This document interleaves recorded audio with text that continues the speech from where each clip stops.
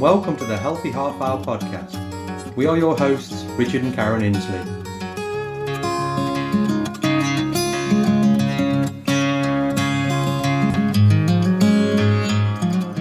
The Healthy Half Hour podcast is your resource for all things healthy, and we will be discussing how to make nutrition, fitness and lifestyle choices work for you. We will be sharing our own personal insights along with research gathered from working in the health and fitness industry for the past 10 years. Our show is brought to you by the 7 Day Shred, which can be found at 7dayshred.com, and please feel free to visit our podcast website, which can be found at healthyhalfhourpodcast.com. And now on to today's show.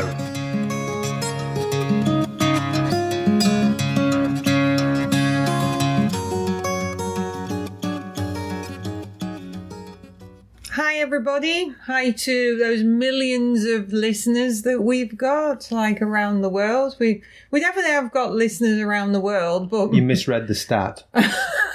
we've got 2.4. It wasn't million, it was 2.4 listeners. We've got a global listening demographic, but not a big one. No, well, we don't know. Oh, I don't know how many that we've got. I mean, it's it could be over 2, under 10, I think. Oh, I think over 10, definitely. Yeah, maybe 11. Wow, the snow's gone, the rain's appeared, and it's still not above freezing right now at night. Well, at night. Well, yeah, it was 2+2 last night, but we just had a cold snap. I mean, normally in May we get 1 or 2 cold days, but we've had 2 weeks of north winds, and we actually broke a temperature record on Sunday night of -10, which is the record was -9.4, I believe, which has stood since 1946. So we're in like war temperatures, right? So we're just kind of fed up with cold temperatures at the minute. Yeah. Everything's back and nothing's coming forward. The bees aren't as active as they should be, and the dandelions aren't out to give them something. No flowers are starting to come yet. We've got some pussy willows, though. There's some pollen coming out, so that'll make them happy. But no, everything's behind. Yeah. I've got some tomato plants in the house now that are they're almost walking out the door. They're gagging to get going. I mean, I've spent a couple of weeks in the garden and got it all prepped, and what I wanted turned over, and we planted the potatoes on Sunday. The garlic's come up, so things are starting to move, but I mean, we should be ahead of where we are right now, but it is what it is. We'll cope with it, and like everything else that seems to be going on at the minute, so one step at a time and coping with it. Yeah, and we're keeping busy with our kind of like sideline businesses. You've been making lots of raised beds for people, and I commandeered you to make a couple for me because I thought, oh, they look nice. I could make use of that. And if anybody's checked out my sunnysidehoneypot.com website, I make lots little promotion there. Well, why not? I mean, we can ship things, and people local to us. I've been busy with that and added a few extra products to the line. We've even put the raised beds on there as well. Oh yes, I got them stuck on there the other day. So if you want to have a laugh. Oh, it's not funny. They're like really good, and everybody's super impressed with them. And one of the things I was under the gun with last weekend was a local school had actually asked me to make just shy of 60 teacher appreciation gifts. And if any of you who are listening have watched the show The Big Bang Theory, where Penny was making the penny blossoms and she roped the guys into a little like production line to make all these penny blossoms because she got this like massive order.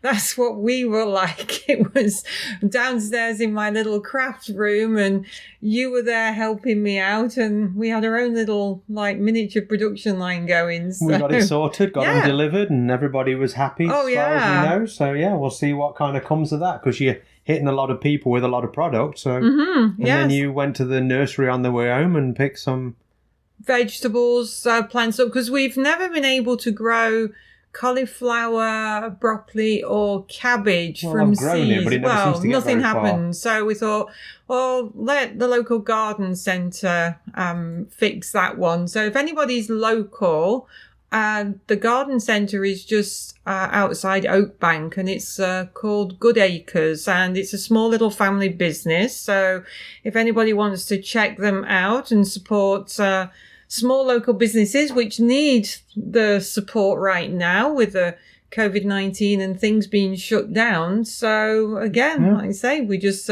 supporting local, and people with my Sunnyside honey pot business, like people are supporting us as well, which is nice. Yeah, like I say, people buying my raised beds, and we went and bought some local compost and stuff like that. So yeah, like you say, everybody's doing their little local bit to try and keep everybody busy and a bit of money turning over. But enough about us and our dilly-dallies for the last 2 weeks, because we missed last week. I know, because we just got under, like I say, with what was going off with your orders and things. It ran out of time. Yeah, and you getting the garden ready for the plants. But then it's getting to that time of year. People realise that we not as visual, audible, whatever, over the summer, because we can't get to do the podcast. There's only so many hours in the day, so maybe we'll make why we're not as busy with professional duties, maybe we might be able to. We're losing people, right? So what the podcast is about today is basically, I don't think we are.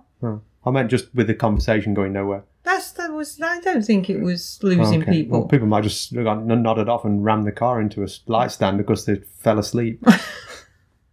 Wasn't my fault. It was them two on the radio. Health and fitness. The connection. We often, obviously, when we put the podcast out and we do our professional things, like Karen says, I mean, we always there's a bracket that you tend to have to put, like your podcast in and any advertising and things like that. And health and fitness always come together. And people always associate that health and fitness are kind of one in the same. And we just, again, it's just kind of wanted to go over some things today that really they're not the same. They go hand in hand, but again, if you're one, you might not be the other. And if you're the other, you might not be same as the other one, if you, so to speak. And we've competed in various running events. You used to do a lot of triathlons in the past. And a lot of people associate size with health. So if somebody sees somebody that's heavier set and thinks, oh, they can't be healthy. But I mean, the triathlons that you competed in and duathlons were like a prime example. You'd see people of all sizes and all ages, and some of them were not running laps around you, but some people that you thought, oh, that they won't do very good times. And unfortunately, people do associate size and visuals like with health, but size isn't an indicator of health. Well, actually, in triathlon, they have their own category called the Clydesdales, which is for bigger people. And they race their own. And again, everybody, especially with a lot of triathlons, what they do is rather than sticking everybody in the water at once, they'll actually send people off in waves. Pardon the pun with the water. I was just about to say something. They'll start everybody at 10-minute or 15-minute intervals, and then everybody's got a chip on their legs on a strap. So you run across a timing mat at the start, and then at the end you run back across a timing mat at the finish, and they get your time, and then the computer sorts all the times out. So for heavier set people, there is actually their own kind of category they race in. So, and again, like Karen says, some of them they're pretty just in the regular races and heavier, and they just Well, the thing is with triathlon, again, being heavier in the water sometimes is an advantage because you float better. And also being heavier on a bike, yes, you've got more weight to shift, but you tend to have bigger legs and stuff. So again, there's only really the running, which kind of levels out a little bit with lighter people and heavier people. But the other two disciplines, you can kind of get away with it a lot of the time. And like I say, some of them were fairly sprightly. But again, we listen and hear people saying, oh yeah, I run 10 kilometers, 4 or 5 times a week. So basically, I'm healthy, I'm fit, and which again isn't necessarily so, because you may be fit, and again you need to be fit to kind of run 10 kilometers for that amount of times per week. But it doesn't mean that you're necessarily healthy. I mean, look at what's your blood work like? What's your blood pressure like? What's your lipids like? What's your blood sugars like? What's your diet like? And I mean, all these other factors come in, and again, to optimize health. And your optimum health and somebody else's optimum health, like we've said ad nauseum on the podcast, is different. And one of the things that we find or have heard a lot over the years, and I reference this when I'm presenting in the corporate world, is, and especially guys, metabolically, like they do have that testosterone advantage, and not when you're my age. Yeah, well, you're getting on a bit now.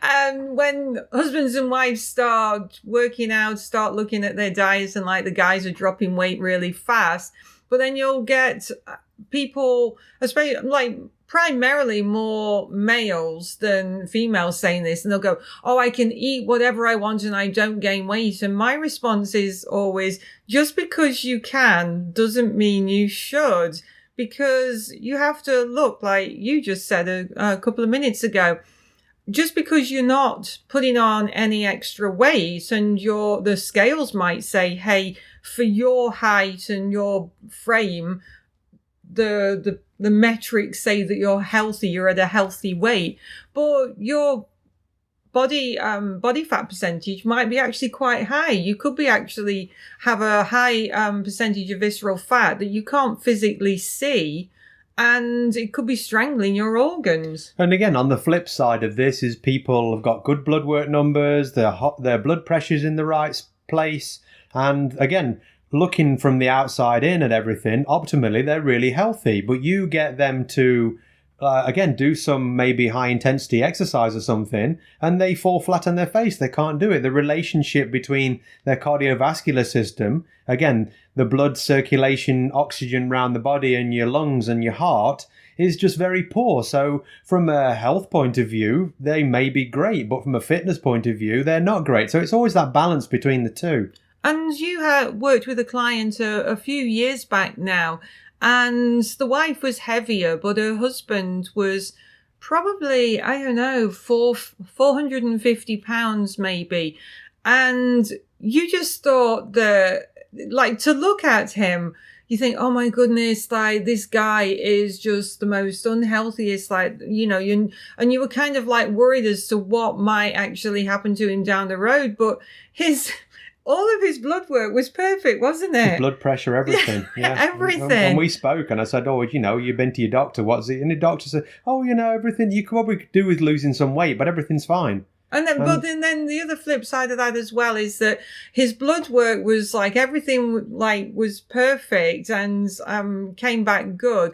But then you look at how much pressure he was putting on his knees and his joints. So that's not something that comes back on a blood panel. No, when something's going to fail at some point. I mean, you can't ride that train for forever. And again, when he's going to get to a certain point, and he's probably just going to collapse internally because, like you say, the weight of carrying everything and or everything that goes with it. And again, the blood work tends to crash, and then the blood pressure goes up, and everything just kind of goes sideways. And again, it's trying to stop that train for it comes off the end of the tracks, which, again, he didn't seem overly interested in. Not seen or heard from him for a while, so I don't know whether they progressed or... with that circling round, I mean, you've really got to think for yourself with these things. And I mean, a lot of times people, like I say, we're all different, and people follow... do exactly what somebody does on social media, or somebody, you know, on Instagram, this girl's following this diet and doing this exercise plan. I'm going to do it too. And you probably won't get the same results, again, because you've got to do what works for you, like we've always said.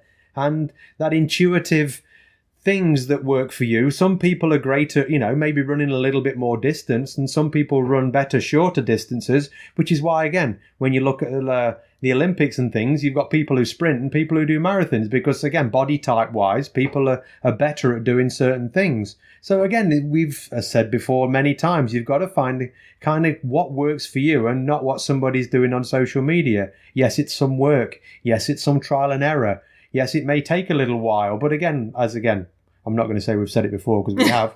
There's no quick fixes with this. And again, it's really kind of, you've got to look at your overall health, and what's optimum for you, again, may not be optimum for somebody else. So if your blood work numbers are out and your blood pressure's a little bit high, start chipping away at things, start working at a few things. If you need to, if you're not exercising at all and you're more of a couch potato, you maybe need to start moving a little more. And like we've said with movement, start with walking. And I mean, brisk walking. And I often say to people, walk like you're walking for the bus that you're late for. So if the bus is going to arrive at the bus stop in 10 minutes time and you're 12 minutes walk away, then you got to kind of pony up a little bit. So, walk a little bit brisker, get your heart rate up a little bit more and start challenging yourself. And then move on to maybe some higher intensity stuff, and then move on again, but shorter interval high intensity stuff, and look at, maybe doing longer bike rides. I kind of steer away from like promoting people doing like anything longer than kind of hour runs really, and kind of half marathons and things like that, because it's not really overly healthy. Because again, with today's world and how we are with a lot of things, we have a lot of stress in our lives, and running long distances for long periods of time is a lot of stress.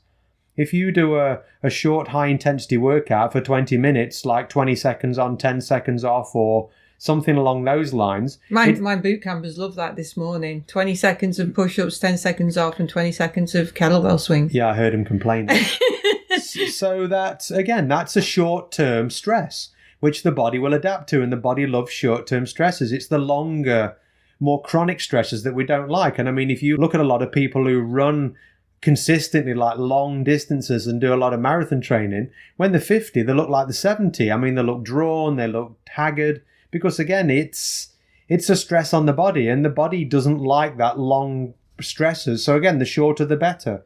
And mentioning stress, as we've talked about before, that those chronically long and elevated levels of stress obviously raise cortisol levels in the body, and cortisol elevated over long periods of time and to a high level basically throws a wrench into the works and dysregulates things like insulin. So, your blood, all of a sudden, like your blood markers, like blood sugar levels, are impacted. And so then you've got metabolic issues in the body. So although exercise is a stress, it can be a good stress. But like you said, the long distance running, endurance races and things like that can have a negative metabolic impact on the body, and then it creates ill health. And again, you don't want more stress on top of the stress you've already got. Again, if your job's stressful, if you're stressful, then again, things that are not really going to be that helpful to you in the long run. So again, those shorter workouts, and again, finding that healthy spot that you want to be in. And optimum health is very, very subjective. So like I say, you've just got to kind of find your own spot and kind of what works for you. And one of the presentations that we typically present initially in the corporate world is our What is Wellness presentation, because like we said at the beginning of the podcast, we kind of, health and fitness do go hand in hand, but it doesn't necessarily mean you've got one or the other.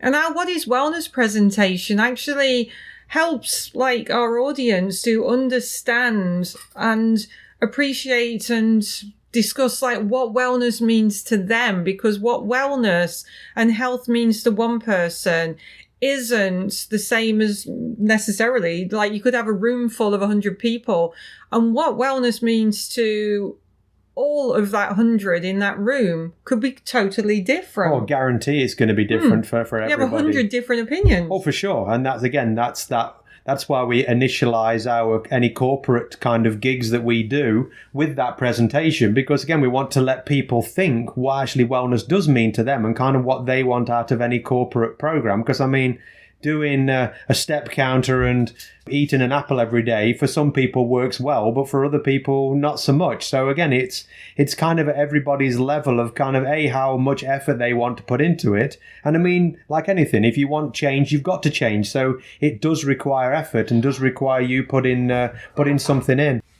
And so circling back to that health and fitness and people correlating the two together. Yes, it is. But like you say, the What is Wellness presentation helps people to appreciate, and we open up discussions as to, yes, what wellness means to you, but do health and fitness necessarily go hand in hand for you as an individual? So health to one person is different to another person, and fitness levels. And when I was teaching like my boot camp this morning, some of the ladies, they have mobility issues, some injuries, and they can't do certain activities. So it's like offering option 1, 2, and 3. You can still get the heart rate up. You can still move. You can still maximize your movements, even if you're not going as intense as what the other person next to you is going. And the same with health. It's individual to you, because what health means to me, what health means to you. And there's also genetics and things like that, which you kind of have to take into account as well. And I mean, really the overarching sort of thing with this podcast is, if you're fit and think you're healthy, you might not be. And again, if you're healthy and you think you're fit, you might not be. They're not the same. But 2, you need to have kind of both, because they both go hand in hand. So again, it's about overall optimum health and overall optimum fitness that kind of suits you and your lifestyle. So, and I mean, it's, you see, like you mentioned at the beginning, you see people on Instagram and it's like, oh, I want to be able to do that. I want to be able to do like pull-ups. And it's like, well, do you actually want to, or do you just like, you've seen somebody else do it? And again, with the amount of clients I get with that too, I mean, they get that conflict. Oh, I want to lose weight and add some muscle. So again, if you want to lose weight, you need to be in a caloric deficit. If you want to add muscle, you need to be excess calories, because again, you need to put that, yes, changing your macros around and eating more protein will help. But again, it's people get into that conflict. I want to look really jacked, but I'm in a half marathon next week. So you say you want to build excess muscle, but you're doing an exercise that reduces muscle because it's a long endurance exercise. Again, people just get confused. They want everything, but really you've got to kind of pick your poison and run with what you're going to run with, because you can't have that dichotomy of, again, looking at images of people and kind of wanting this and wanting that. You've got to pick your poison and run with it. So. And a lot of the times you're looking at people on Instagram and like you see some really ripped girl and she's got like muscular like arms and legs, and think like, oh, I want to look like that. And then as soon as you start putting on some lean muscle mass, then they freak out when they get on the scales. They look fantastic, but then it's that number on the scales Stay away from the scale. Yeah, that freaks them out. And then it's that, oh, muscle is heavier than fat. Oh, don't even get started on that one. Don't even get me started on that one. So we'll finish on a high note then. So hopefully, again, this has been helpful and made you kind of think about your optimum health and your optimum fitness, and maybe you're not leaning too far one way and ignoring the other, and vice versa. So until next time, we'll see you then. That's all we have time for right now, but we do hope that you join us for our next show. And if you want to contribute to an upcoming show by suggesting a topic that you would like us to discuss in more detail, then hop over to our website, healthyhalfhourpodcast.com, subscribe to our podcast and submit your suggestions. The Healthy Half Hour Podcast was brought to you by the 7 Day Shred, and don't forget to share our details with your friends and review our show. Until next time, thanks for listening.